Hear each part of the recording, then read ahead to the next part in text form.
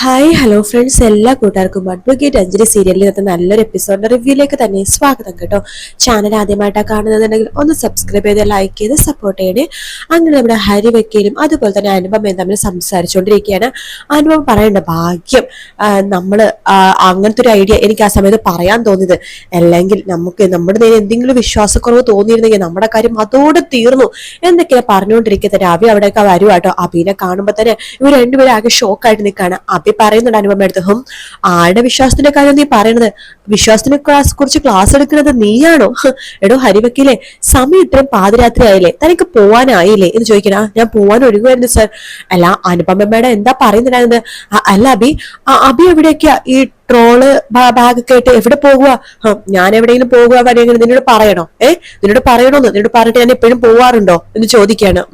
ഞാൻ പോകുന്നത് വരുന്നതൊക്കെ എന്റെ മാത്രം ഇഷ്ടമാണ് എന്നിങ്ങനെ അബി പറയുന്നുണ്ട്. എന്നിട്ട് ഹരിവക്കീലോട് ചോദിക്കണ്ടല്ല, എന്താണ് വിശ്വാസത്തെ കുറിച്ചാണ് ക്ലാസ് എടുക്കുന്നത് എന്ന് ചോദിക്കുമ്പോ, അത് വേറൊന്നുമല്ല, ഒരു കേസിന്റെ കാര്യം. ഓ ശരിയാ, കേസിന്റെ കാര്യം പഠിക്കാൻ പറ്റിയ മുതലായത്. അതായത് ക്രിമിനൽ വക്കീലിനെ കൂട്ടുവിടാൻ പറ്റിയ സാധനം. ഈ പൂച്ചനെ പുലിയാക്കുക എന്നൊക്കെ കേട്ടില്ലേ, അതെങ്ങനെയാണെന്ന് അനുപമ എടുത്ത് നന്നായി പഠിക്കാൻ ഹരി വക്കീലിന് സാധിക്കും എന്ന് പറയാണ്. സാർ ഉദ്ദേശിക്കുന്ന പോലെ അങ്ങനെ മതി, ഞാൻ പറഞ്ഞതേ ഉള്ളൂ എന്ന് പറഞ്ഞിട്ട് അബി അവിടെ നിന്ന് പോവുകയാണ്. അബി പോയിക്കുമ്പോഴേക്കും അനുപമ, രക്ഷപ്പെട്ടു, അബി ഒന്നും കേട്ടില്ല എന്ന് തോന്നുന്നു എന്ന് പറയുമ്പോഴേക്കും ഹരി ചോദിക്കണ്ടേ, അല്ല ഞാനൊരു കാര്യം ചോദിച്ചോട്ടെ? എന്താ? അല്ല ഈ ശരിക്കും പറഞ്ഞാൽ അബിയും അതുപോലെ തന്നെ അനുപമയും തമ്മിൽ എന്തെങ്കിലും പ്രശ്നമുണ്ടോ? എടോ താൻ മുറത്തെ കയറി കുത്തണ്ട. തന്നെ ഇവിടുത്തെ ഒരു ആളാക്കാതെ ഞാൻ പറഞ്ഞിരുന്നു. പക്ഷെ അങ്ങനെ ആക്കുമ്പോഴും താൻ എന്റെ ദാമ്പത്യ ജീവിതത്തിൽ പോയി തലയിടാനും നിൽക്കണ്ട, കേട്ടല്ലോ? അയ്യോ അങ്ങനെയല്ല, ഞാൻ വെറുതെ ഇങ്ങനെ ചോദിച്ചെന്നേളൂ, അതൊന്നെ കുറിച്ചൊന്നും ചോദിക്കാൻ നിൽക്കണ്ട. എന്നാലും തനിക്ക് എവിടെ നിന്ന് കിട്ടിയടോ ആ ഗുണ്ടകളെ? താനെ ആ ഗുണ്ടകൾക്ക് പറഞ്ഞേക്ക് എവിടെയെങ്കിലും മാറുന്നു ഒളിക്കാനായിട്ട്. കാരണം അർജുൻ എങ്ങാനും കുനിഞ്ഞു ഇറങ്ങിക്കഴിഞ്ഞാലേ ചിലപ്പോ അവരെ കണ്ടുപിടിക്കും, നമ്മൾ രണ്ടുപേരും കുടുങ്ങും. അതുകൊണ്ട് താൻ ഇപ്പൊ തന്നെ പറഞ്ഞേക്കും അർജുന്റെ കൺമുമ്പിൽ പെടാതെ എവിടെയെങ്കിലും പോയി ഒളിച്ചു മാറി നിന്നോടാനായിട്ട് എന്നിങ്ങനെ പറയണം. ഇനി എന്ത് വേണമെന്ന് എനിക്കറിയാം. ഹരി ചോദിക്കണ്ടേ, അല്ല കഴിഞ്ഞ ദിവസം അഞ്ജലിയുടെ വീട്ടിൽ പോയിട്ട് അഞ്ജലി അവിടെ പിടിച്ചു നിർത്തുന്ന രീതിയിൽ എന്തൊരു ഡ്രാമ കളിക്കുമെന്ന് പറഞ്ഞില്ലേ, അത് അനുപമ കളിച്ചായിരുന്നില്ലേ എന്ന് ഹരി ചോദിക്കുമ്പോ, ഞാനത് ചെയ്തായിരുന്നു, പക്ഷെ അത് ഏറ്റില്ല, ചീറ്റിപ്പോയി. കുഴപ്പമില്ല, വേറൊരു വഴിയുണ്ട്, അത് നോക്കാം എന്ന് പറഞ്ഞിട്ട് അനുപമ ഇങ്ങനെ ആലോചിച്ചുകൊണ്ടിരിക്കാട്ടോ. പിന്നീട് കാണിക്കുന്ന അഞ്ജലിനെയാണ്. അഞ്ജലി ബാഗൊക്കെ എടുത്തിട്ട് അമ്പാടിയുടെ വീട്ടിൽ നിന്ന് ഇങ്ങനെ ഇറങ്ങുവാട്ടോ. അപ്പൊ അമ്പാടി പറയണ്ട, അയ്യോ അഞ്ജലി ഇത് എവിടേക്ക് അഞ്ജലി പോണത്? അഞ്ജലി ഒന്ന് വെയിറ്റ് ചെയ്യ്, അവൻ ഇങ്ങോട്ട് വരട്ടെ രാജീവ്, അതുവരെ ഒന്ന് വെയിറ്റ് ചെയ്യ്. ഇല്ല അമ്പാടി, ഞാൻ ഇനി ഇവിടെ കാത്തു നിൽക്കുന്നില്ല, ഞാൻ പോകുവാണ്. അഞ്ജലി എവിടേക്ക് പോണത്? എന്റെ വീട്ടിലേക്ക്. അതിന് അവിടുന്ന് അഞ്ജലിയെ നട തള്ളിയതല്ലേ അഞ്ജലി?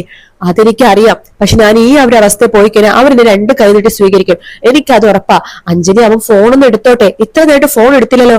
അത് വേറൊന്നും ആയിരിക്കില്ല, ചിലപ്പോ അവന്റെ ഫോൺ സ്വിച്ച് ഓഫ് ആയി പോയതായിരിക്കും, ചിലപ്പോ നിലത്ത് വീണ് ഡിസ്പ്ലേ പൊട്ടുകയോ അങ്ങനെ ഒന്നും ചെയ്തിട്ടുണ്ടാവും. കൊള്ളാം, കൂട്ടുകാരനെ ന്യായീകരിക്കാൻ പറ്റിയ കാരണങ്ങൾ. അല്ലെ, കൂട്ടുകാരനെ ന്യായീകരിക്കുകയാണല്ലേ? അതെ. അയ്യോ അല്ല, ഞാനൊരു കാരണം പറഞ്ഞതേ ഉള്ളൂ. എന്തൊക്കെ പറഞ്ഞു ശരി, അമ്പാടി ഒരു കാര്യം ശരിയാണ്, ചേച്ചി പറഞ്ഞ പോലെ എന്തോ ഒന്ന് രാജീവ് എന്നിൽ നിന്ന് മറക്കുന്നുണ്ട്, അതെനിക്ക് ഉറപ്പാണ്.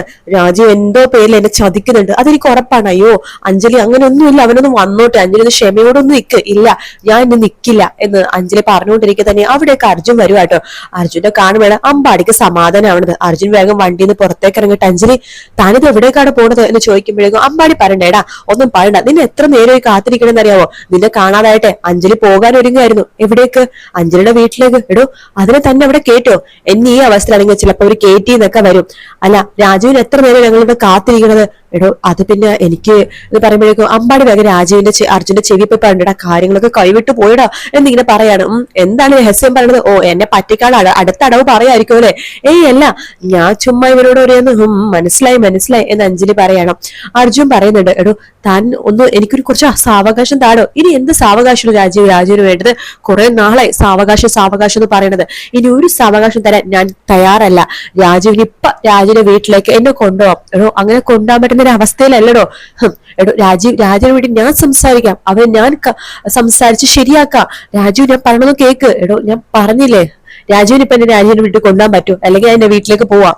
ശരി താൻ എന്നാ വാ എന്ന് പറയാണ്. അങ്ങനെ അഞ്ജലി വേഗം വണ്ടിയിലേക്ക് കയറിയിരിക്കേണ്ട. അമ്പാടി അർജുനോട് പറയണടാ, നിന്റെ അച്ഛനില്ലേ ഉണ്ണിരാഘവ്, അയാള് നാളെ നിന്നെ കൊന്നില്ലെങ്കിൽ നമുക്ക് ജീവനോടെ കാണാടാ എന്ന് പറയാണ്. അങ്ങനെ അർജുന് വണ്ടി എടുത്തിട്ട് അവിടെ നിന്ന് പോവാട്ടോ. അമ്പാടി പ്രാർത്ഥിക്കാൻ ഈശ്വര ഒരു ആപത്തും വരുത്താതെ നോക്കിക്കോണ്ടേ എന്ന് പറഞ്ഞ് പ്രാർത്ഥിക്കുന്നുണ്ട്. അങ്ങനെ പിന്നീട് കാണിക്കണം നമ്മുടെ കുറുപ്പിനെയാട്ടോ. കുറുപ്പിങ്ങനെ രാത്രി ഇങ്ങനെ ഒരു കണക്കും കാര്യങ്ങളൊക്കെ കൂട്ടിക്കൊണ്ടിരിക്കുന്ന സമയത്ത് അവിടേക്ക് നമ്മുടെ ഭാര്യ വരുന്നുണ്ട്. അപ്പൊ ചോദിക്കുന്നടി അവൻ വന്നില്ലേ ആ കാർത്തിക് ഇതുവരെ അവന്റെ കൂട്ടുകാരന്റെ കല്യാണമുള്ള നാളാ. കല്യാണം നാളെ ലേടി, ഇന്ന് അവനവിടെ എന്ത് ചെയ്യുക? അതവിടെ സഹായിക്കാനൊക്കെ ഉണ്ടാവല്ലോ. ഓ സഹായം, വെള്ളവടി സഹായം ആയിരിക്കുമല്ലേ? ഓ അതൊന്നും എനിക്ക് അറിയില്ല, അവൻ വരുമ്പോ നിങ്ങൾ തന്നെ ചോദിക്കേ എന്ന് പറഞ്ഞുകൊണ്ടിരിക്കെ പെട്ടെന്ന് തന്നെ നമ്മുടെ കുറുപ്പിന്റെ ഫോണിലേക്ക് ഒരു കോൾ വരുവാണ്. ഇതാരാ പരിചയമില്ലാത്ത നമ്പർ എന്ന് പറഞ്ഞിട്ട് കുറുപ്പ് ഫോൺ എടുക്കാണ്ട് ഹലോ, അപ്പൊ നമ്മുടെ ഹരി ആയിക്കോട്ടെ, പരിചയമില്ലാത്ത നമ്പറിൽ നിന്നാണ് വിളിക്കുന്നത്. ഹലോ, ഇത് കുറുപ്പ് സാറല്ലേ? അതെ അതെ, താൻ ആരാണോ? പെട്ടെന്ന് കാര്യം പറ, എനിക്ക് കുറച്ച് തിരക്കുണ്ട്. സാറേ, സാറിന്റെ മകളുടെ ജീവിതത്തെ സംബന്ധിച്ച ഒരു വലിയൊരു കാര്യമാണ് ഞാൻ പറയാൻ പോണത്. തനിക്ക് അതിന് പറയാനുണ്ടെങ്കിൽ നേരിട്ട് പറ, അല്ലാതെ മനുഷ്യനെ ബുദ്ധിമുട്ടിപ്പിക്കാനായിട്ട് ഓരോരോ കോള് വന്നോളും. സാറേ, ഞാൻ പണ സംശയമേ ഉള്ളൂ. കേക്ക്, സാറിന്റെ മകളുടെ വിവാഹം ആ അഡ്വക്കേറ്റ് രാഘവന്റെ മകനായിട്ട് ഉറപ്പിച്ചിരിക്കായിരുന്നില്ലേ? അതെ, വിവാഹ നിശ്ചയം കഴിഞ്ഞതാണ്. എന്ത് വേണം സാറേ? അവര് ശരിക്കും പറഞ്ഞാൽ സാറെ ചതിക്കുക സാറേ. ആ അർജുൻ എന്ന് പറഞ്ഞ പയ്യന് ആ അഞ്ചു എന്ന് പറഞ്ഞ ആ അഡ്വക്കേറ്റിയുടെ ഭയങ്കര മുടിഞ്ഞ പ്രണയത്തിലാ സാറേ. നിർത്തല, താൻ ആരാണോ ഇങ്ങനെയൊക്കെ പറയട്ടെ? സാറേ, ഞാൻ പറഞ്ഞതൊക്കെ സത്യമാണ്. ഇതിനെ കൂട്ടി നിൽക്കുന്നത് ആ രാഘവനുണ്ണിയാണ്. അയാളും അയാളുടെ മോനും കൂടി ചേർന്നിട്ട് കളിക്കുന്ന കളിയാ സാറേ. സാർ അതിൽ പൊട്ടനാവുക. സാർ അന്വേഷിച്ച അത് മനസ്സിലാവും എന്ന് പറഞ്ഞിട്ട് ഹരി ഫോം വെക്കാണ്. അപ്പൊ അനുഭവം വന്ന് പറയണ്ടോ, കൊള്ളാം ഹരി വക്കീലെ, തന്നെ ഒരിക്കലും ആരും സംശയിക്കില്ല. താൻ ഇവിടെ തന്നെ കഴിവ് തെളിയിച്ചു. ഹോ, ഇത്രയും ഞാൻ പ്രതീക്ഷിച്ചില്ല. അടിപൊളി പെർഫോമൻസ് എന്ന് പറയുമ്പോ ഹരി ഇങ്ങനെ പതുക്കെ ഇങ്ങനെ ചിരിക്കും കേട്ടോ. കുറിപ്പ് വേഗം തന്നെ നമ്മുടെ ഭാര്യയുടെ അടുത്ത് ചോദിക്കേണ്ടത്, എടി ഞാൻ ഈ കേട്ടതൊക്കെ സത്യമാണോ? നിങ്ങൾ എന്താ കേട്ടത്? അല്ല, ആ അഡ്വക്കേറ്റ് അഞ്ചലും അർജുൻ തമ്മിൽ മുടിഞ്ഞ പ്രണയത്തിലാണെന്ന് ആരെങ്കിലും ഫോൺ ചെയ്ത് പറഞ്ഞിട്ട് നിങ്ങളത് വിശ്വസിക്കേണ്ട കാര്യമുണ്ടോ മനുഷ്യ? എന്നാലും എനിക്കിത് അറിയണമല്ലോ. കാവ്യ എവിടെയെന്ന്? അച്ഛ, ഞാൻ ഇവിടെ തന്നെയുണ്ട്. ആ എടി മോളെ, എന്റെ അടുത്ത് ഫോൺ വിളിച്ച് പറയാണേ ആ അർജുനും തമ്മിൽ പ്രണയത്തിലാണെന്ന്. അച്ഛ, അതെനിക്ക് അറിയായിരുന്നു. അറിയായിരുന്നോ? നീ എന്താ ഇതുവരെ എന്നോട് അത് പറയാതിരുന്നത്? പറയടി, നീ എന്താ ഇതുവരെ എന്നോട് പറയാതിരുന്നേന്ന്? അച്ഛ, അതത്ര വലിയ കാര്യത്തിൽ ഞാൻ എടുത്തില്ല. എന്റെയും അർജുന വിവാഹം കഴിഞ്ഞ പിന്നെ ഇതിന്റെ പ്രശ്നമൊന്നുമില്ലല്ലോ. വിവാഹം കഴിഞ്ഞാൽ പോലും എടി ഇതെല്ലാരും കൂടി നിന്ന് നമ്മളെ ചതിക്കുകയാണ്. ഞാൻ ഇപ്പൊ തന്നെ അന്വേഷിക്കാൻ വേണ്ടി പോവാണ്. ഇപ്പൊ തന്നെ അച്ഛൻ ഇപ്പൊ പോവല്ലേ? അച്ഛൻ ഇപ്പൊ കുടിച്ചിട്ടുണ്ട്. മാത്രമല്ല ഈ പാതിരാത്രി പോയാൽ ശരിയാവില്ല. അതിന് കുടിച്ചതൊരു പ്രശ്നമല്ല.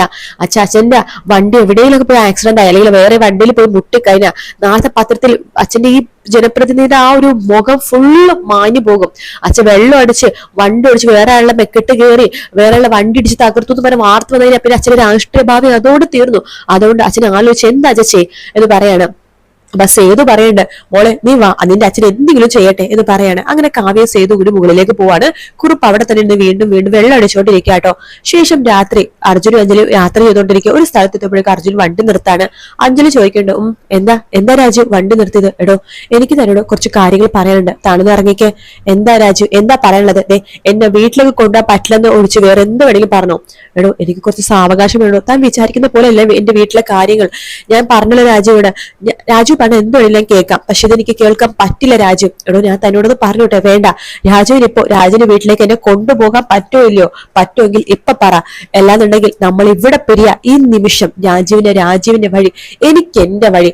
ഇനി രാജുവിന് എന്താ വേണ്ട ഒരു കാര്യമില്ല. ഇപ്പൊ രാജുവിന്റെ വീട്ടിലേക്ക് എന്നെ കൊണ്ടുപോകാൻ പറ്റുമെങ്കിൽ കൊണ്ടോ. അല്ലാന്നുണ്ടെങ്കിൽ പിന്നെ ഒരിക്കലും രാജുവും അഞ്ജലി തമ്മിൽ കാണുകയില്ല, മിണ്ടുകയില്ല, സംസാരിക്കുകയില്ല എന്ന് പറഞ്ഞിട്ടിരിക്കുന്ന ഭാഗത്തോടെയാണ് ഇന്നത്തെ എപ്പിസോഡ് തീരുന്നത് കേട്ടോ. അപ്പൊ നാളെയാണ് നമ്മുടെ അർജുൻ അഞ്ജലിനെ കൂട്ടിക്കൊണ്ട് വീട്ടിലേക്ക് പോവാൻ വേണ്ടി പോകുന്നത്.